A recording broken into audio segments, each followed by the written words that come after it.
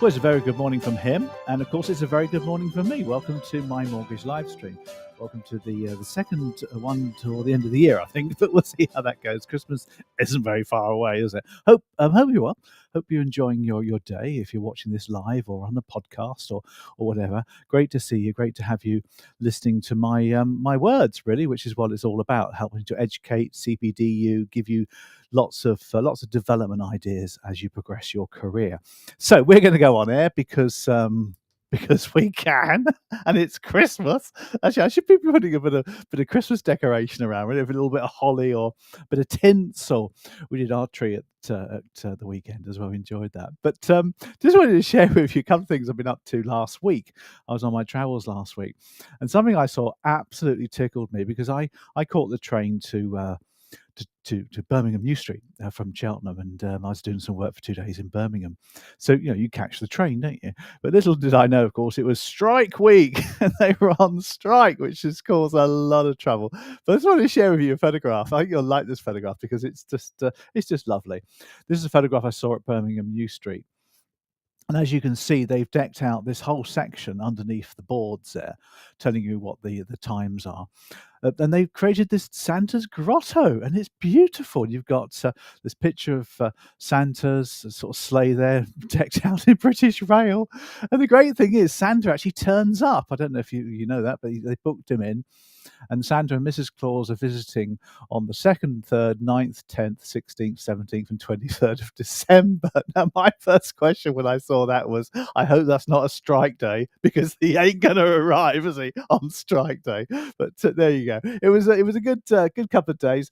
In fact, where I was outside the window here, you can see this beautiful view of Birmingham there, the high street, and they've got this Frankfurt, imported from Frankfurt, a German market, and it's absolutely glorious. I really enjoyed that one. We hope to get there at some point. They do Steiners in 2-pint glasses, whatever that's all about. Anyway, let's get down to some content, shall we? Because I promised you some updates. So I got some leasehold reform. There's been an awful lot of talk about leasehold reform. The government seems to be using this as an election winner. And there was an act last year, and there's a bill going through this year, which is probably going to go through in 24. So I just wanted to update you on what's going on so you know what's happening on that one. And then I got a lovely little technique for you about your language, embedded conversations, embedded words, tainted words, I call them. So that's coming up at the end. So let's go to the serious one, shall we? Let's take a look at leasehold reform for you. So let's head over here, shall we? And we'll take a look at our leasehold reform. So over here then to the whiteboard. So let's start making a few notes here on leasehold reform. I've got 22, 23, and I suppose you could add 24 to that, because leasehold reform has been extending itself over a couple of years now. Why? I don't know. It's how they do legislation nowadays, isn't it, really? But what happened last year in 2022, depending, of course, on when you're watching this video, is the government introduced a very quick act, and they called it the Leasehold Reform Ground Rent Act. So they had this thing called, I call it leasehold there.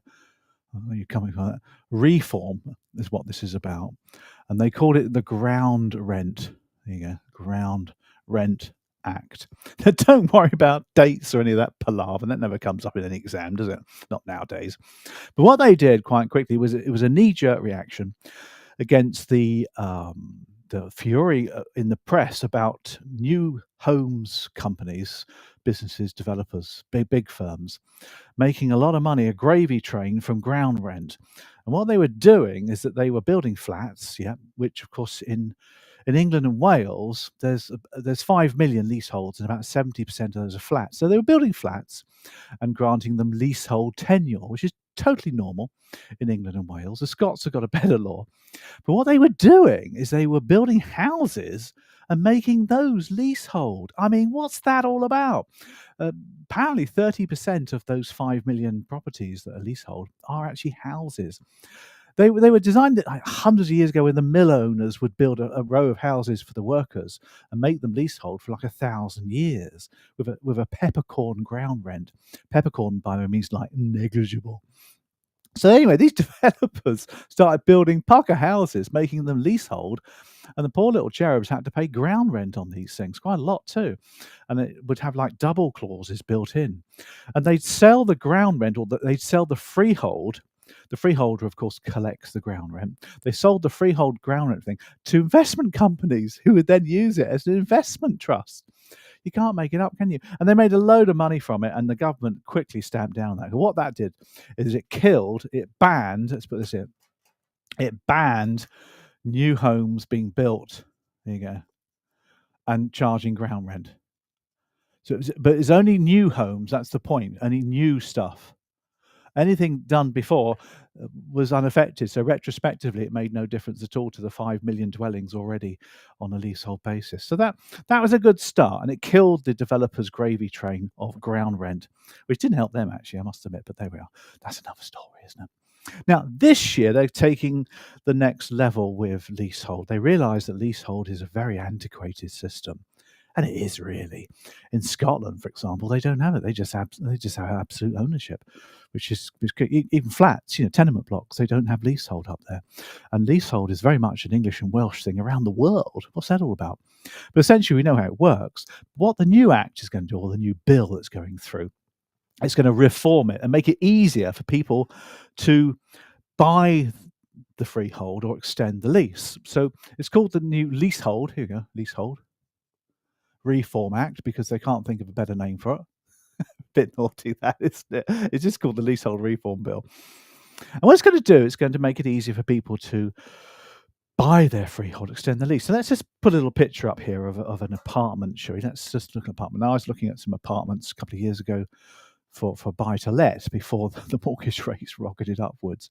And there's a lovely little block of flats down near Guildford that I was looking at, near Ash Vale, a nice part of the world.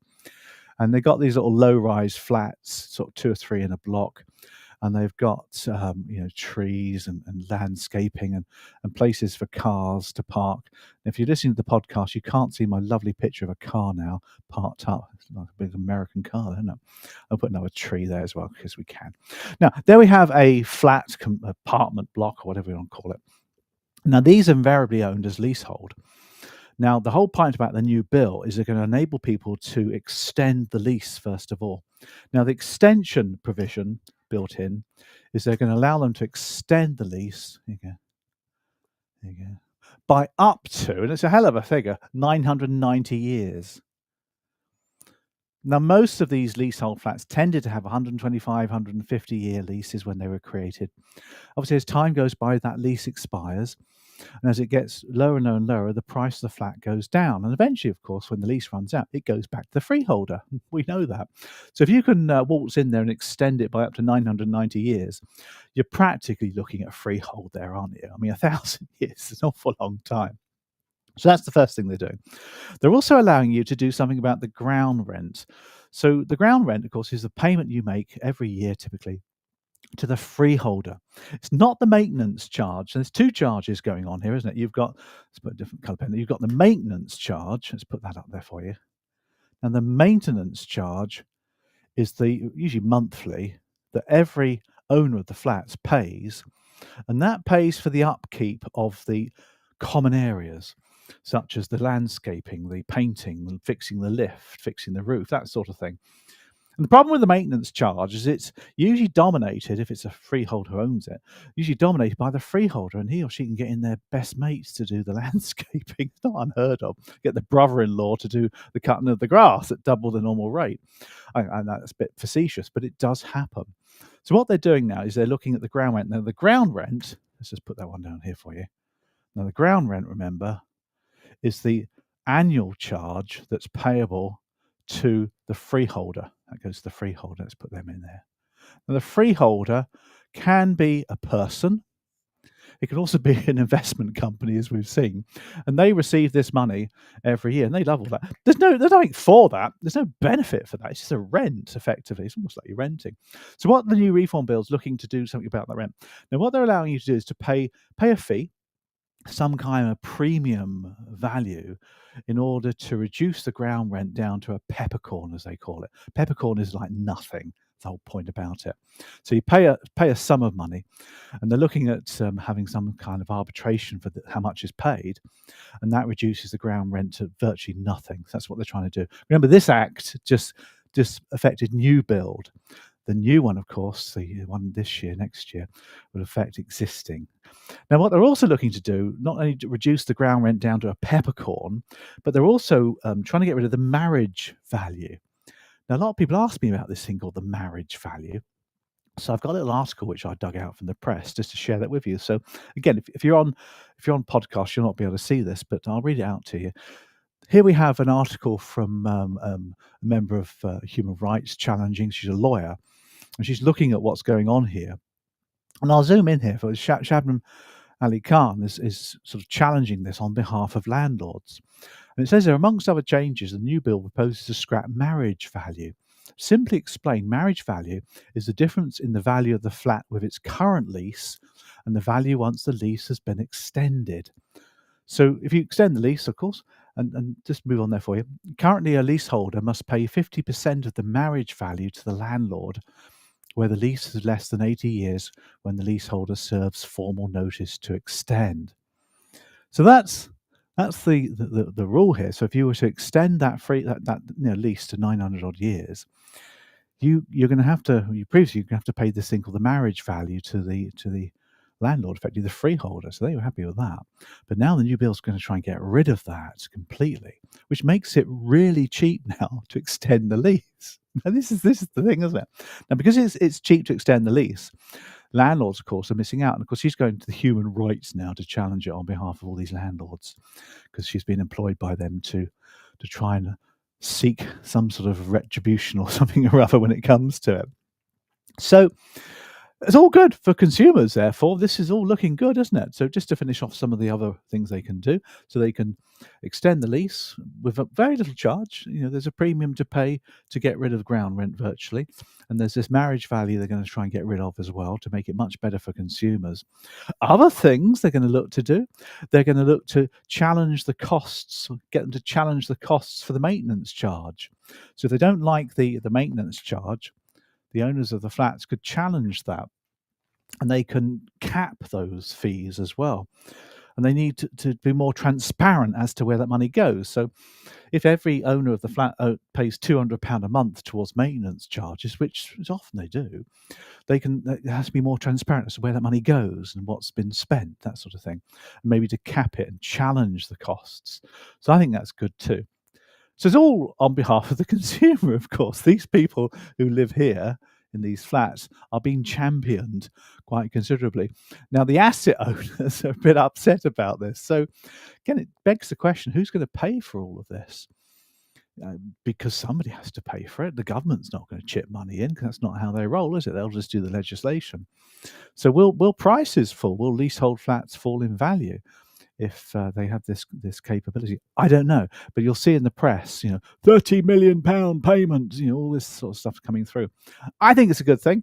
Personally, I think we should just convert over to the Scots system. In Scotland, north of the border, they don't have leasehold. All of their flats are owned as absolute ownership. In other words, they own it forever. Now, my daughter Jess and Andy, they live in a flat in Edinburgh, and they have absolute ownership. So there's no lease. They have a maintenance arrangement. They have to join a company which maintains the property, and they have to pay money for that. So there's issues around that. Of course there are. The hallways and the lifts, that sort of thing. They get all of that. But they don't have any problem with ground rent or lease. It seems quite easy. We tried to do it with common hold, but that died a death, didn't it? So I think this is something to look out for. If you're doing your exams, you might get stuff on the leasehold reform from 2022. That'll be in the textbook. This one won't be in there yet, but you need to know about these things. Of course you do. You need to understand what's going on, and I'll keep you informed. Hope that's been useful. Bye. Alrighty. Hope you enjoyed that one on leasehold for you. We had, like all of us, we've been shopping and all sorts of things the last couple of weeks, Shelley and I enjoy the Christmas scene. Most of my shopping's done online, like probably is yours. You tap a few buttons and everything's delivered, isn't it? As long as you do it in advance, it's all tickety-boo. And you can combine it with Black Friday and get some good deals, can't you? But the problem with that, of course, is you have to return things. And last weekend we went to return some items, and I want to talk to you about this thing called Now That's in My Head. Now, we were queuing up at Marks and Spencer's. Good store. Love Marks and Spencer's. Doing really well, actually. They've really come through now with their profits. And Shelley wanted to return this item, and we had it in a package. It was in the original packaging. It had all the barcodes and everything written on it. So it just needed to be dropped off and some sort of receipt given. It was a big queue, Sunday afternoon, and there was only one or two people at the checkout because they got the automated tills now. So they've only got one person at the checkout. Anyway, along the queue came this lady from Marks and Spencer. So she came up to Shelley, said, "Look," she said, "I've got a machine here." She said, "I can scan. It's got all the codes on it, hasn't it?" She said, "So I can scan that," she said, "and just take it from you, and that's done." She said, "You don't need to do anything else. You can go and do some shopping. You just need to trust me," she said. And that was her mistake, because as soon as she said, "You just need to trust me and don't worry," she said to Shelley. Shelley, of course, started to worry and started not to trust her. And she said to me after, she said, "Now that's in my head," said Shelley. She put it in my head not to trust her and not to worry. See, that's the problem. Because she used the words, "You just have to trust me," and "don't worry," immediately those words get put into somebody's head and they start doing what you didn't want them to do. That is, not trust you and worry. And that's the issue. It's a problem. A lot of people communicate that way. Last night, I was watching the final of Celebrity Get Me Out of Here, which I think has been a brilliant episode this time. It's been fantastic. All the contestants gelled, didn't they? They all got on pretty much. And Ant and Dec were just on top form. But Tony, who was number two, I think Tony, he's the boxer, he came second. He kept using the phrase, I don't know if you remember it, "I'm not going to lie." He kept saying, "I'm not going to lie." He used it several times as a phrase. Now, I get why people say that, don't they? Because they're trying to be cool, I suppose. But as soon as he said it, I thought, well, hold on, Tony, do you normally lie then? Are you a liar? So by saying that, it actually didn't achieve good communication. People use all sorts of phrases. "Don't worry," they'll say to you. The worst one is "no worries," which I think's come from Australia anyway. "No worries, mate. No worries." You say that to somebody, they start to worry. So don't say it. And my favourite, "to be honest." Why do people say, "Oh, to be honest"? It's like, Tony, aren't you normally honest then? Comes through a phrase. And "to be fair," I really don't know what that means. People use that phrase as well. To be fair as well. With all respect. I've heard people use that one as well, which means you don't normally respect people. Now, the problem with these words, of course, is they're meant with the right intentions. Of course they are. Not stupid. I understand that. But in NLP, you're embedding a suggestion that people look upon in a negative way. We call these tainted words or negative embedded suggestions. Call them what you like. The fact is that when you say them, people become worried. They think you're dishonest and you're not a fair person. And actually, you don't respect me. That's what people actually think because of the words being used. Now, what's the answer? Well, the answer, quite simply, is just don't do them. Don't use them. Have a look at your words you use. They're usually just throwaway phrases, cliches, aren't they? Get somebody to give you some feedback as to what kind of words you like to use, and just stop them. Just stop it. Next time, I'll talk to you about what you can replace them with, because you can replace these with other embedded suggestions that actually have a benefit to the relationship that you want with your customer. So anyway, we had to go back to the queue, and it was about a mile long. And I think we spent the next 2 hours on Sunday afternoon in that queue at Marks and Spencer's because we didn't trust the lady. Maybe M&S needs to do some training on NLP with their customer services charge. Actually, if they do, give me a call. I'll happy do some online training for your people. Anyway, hope that's been enjoyable. Bye. Well done, everybody. Good. Okay, a couple of good techniques there for you, good ideas. Hoping that's going to help you with the build up to Christmas. We've got one more live stream next week, I believe. Then, of course, it's the big day, isn't it? The following Monday. So I'm not going to be stuffed full of turkey, probably, rather than doing a live stream with you. As always, get yourself onto our mailing system. We know that there's the QR code. Get yourself on our mailing system so you can talk to us about what's going on. I've got another couple of CMAP 2 podcasts I'm doing on Saturday mornings. I'm doing those through Christmas as well. We've got some really exciting plans for 2024 to help you in your mortgage financial services career. So I've got some great ideas coming forward. Really looking forward to them. as well. So get onto our database and we'll keep you informed of everything, or link in with me if you find that easier to do as well. But we've got a little code just below which you can use to get onto our mailing system. Other than that, I'm going to leave you with a little Christmassy thing. Here's a little picture of us here in the office. Chutney the dog, quite Christmassy. That I quite like that one. Everybody, have a good time. Enjoy the rest of your week. Don't do too many terrible things, and I'll see you all next week. Bye.